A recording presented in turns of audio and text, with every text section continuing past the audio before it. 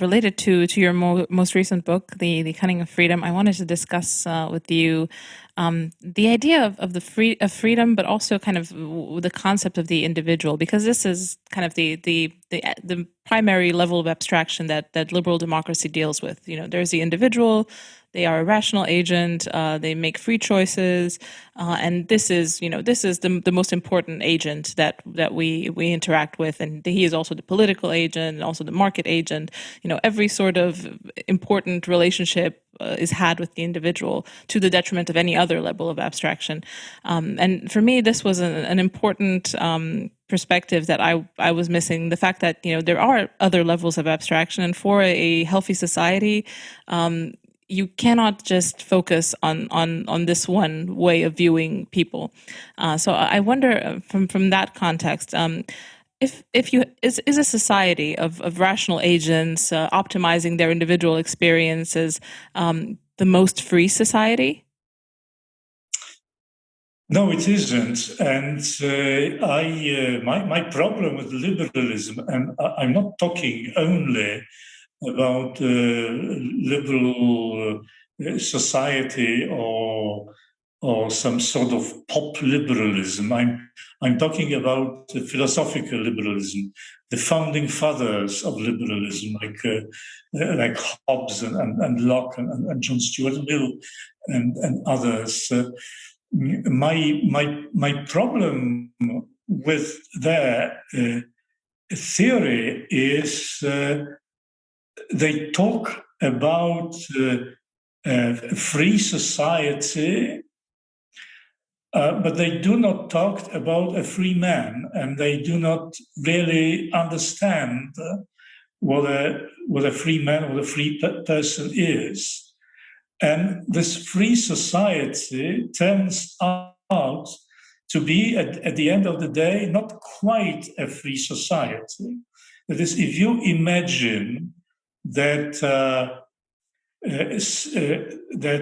society should be organized in a certain way, that every human person has an equal area of freedom, equal free space, then in order to achieve this, you have to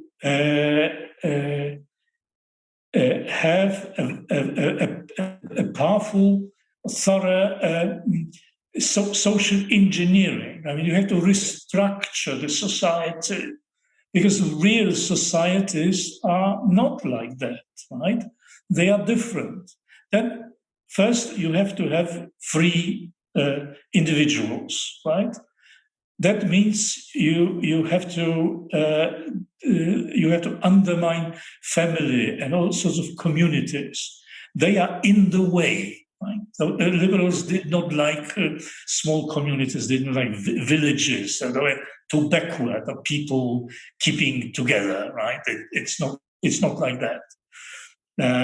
So first you have to have the right individuals, which again requires powerful social engineering, and then you have to see to it that everybody has an equal space or equal share. So in order to achieve that, you have to take a lot from people who have too much, or institutions have too much, and give it to those who you think have too little. And then again, it's restructuring of the society.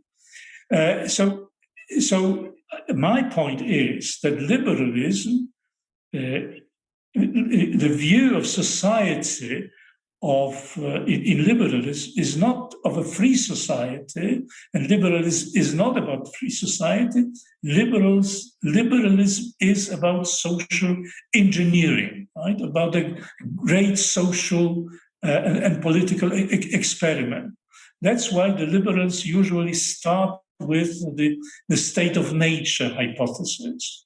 It was in Locke, in Hume, but it's also in John Rawls to a degree. Okay? It's a slightly different language, but it amounts to that. That is, every institutions, community, anything that you see is sort of bracketed, right? It's suspended until it is given right by the liberals to exist, and in the area which are allocated to them by the liberals. They are like engineers, right? Like conductors. They are telling you, this you might have, this you cannot have, that this guy shouldn't be here, right? That community shouldn't be there. So they're so busybody, right? Trying to organize everything in the social life. So liberal society cannot be free. Free in the sense live and let live, right? It's always about changing, reforming, right? Recycling. It's about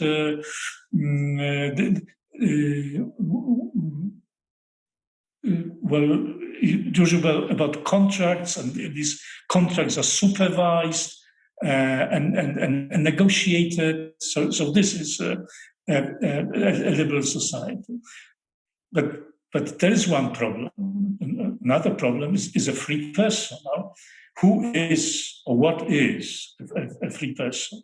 And I address this point in my book and give various answers or discuss various answers given in the history of philosophy. But my main point of reference is Aristotle and his concept of a free person in contrast to a slave. In the beginning of Aristotle's Politics, you have the distinction between the master and the slave.